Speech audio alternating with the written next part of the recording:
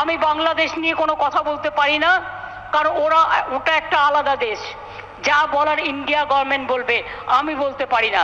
কিন্তু আমি এটুকু বলতে পারি, অসহায় মানুষ যদি বাংলায় দরজা খটখটানি করে, আমরা তাদের আশ্রয় নিশ্চয়ই দেব। তার কারণ এটা ইউনাইটেড নেশনসের একটা রেজুলেশন আছে, কেউ যদি রিফিউজি হয়ে যায় তাকে পার্শ্ববর্তী এলাকা তাকে সম্মান জানাবে। যেমন আসামে একটা গন্ডগোল হয়েছিল বড়দের সাথে, আলিপুরদুয়ারে তারা দীর্ঘদিন ছিলেন, আমিও গিয়েছিলাম তাদের সাথে দেখা করতে। কিন্তু আপনাদের কাছে আমার আবেদন থাকবে, বাংলাদেশ নিয়ে আমরা যেন কোনো প্ররোচনাতে না যাই, আমরা যেন কোনো উত্তেজনাতে না যাই। আমাদের সহমর্মিতা, আমাদের দুঃখ, সে যারই রক্ত ঝরুক তাদের জন্য আছে। আমরা দুঃখী, আমরাও খবর রাখছি। ছাত্রছাত্রীদের মহান প্রাণ, তাজা প্রাণগুলো চলে যাচ্ছে। আমরা তাদের সকলকে, আমার অন্য কিছু বলার নেই।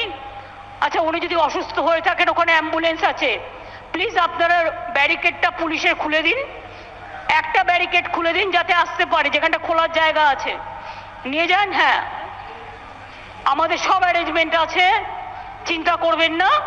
আর ওনার পরিবারের সাথে একজনকে নিয়ে যান, যে গ্রাম থেকে এসছেন, যাকে উনি চেনেন, সাথে একজন যান, যাতে আপনারা দেখে রাখতে পারবেন। পরে ফিরলেও ব্যবস্থা আমরা করে দেবো, চিন্তা করবেন না। আমি এটুকু বলে দেখুন, আমি আমার বক্তৃতা শেষ করবার আগে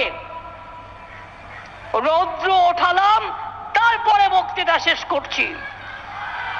ঝড় এলো, বৃষ্টি এলো, বর্ষা এলো, দুর্যোগ এলো, আবার কেটে গেল। দুর্যোগ একটা শব্দ, শুনলেই সবাই ভয় পায়। ভয় পাওয়ার জায়গা নেই, মনে রাখতে হবে আমি ভয় করব না, ভয় করব না, আমি ভয় করব না, ভয় করব না।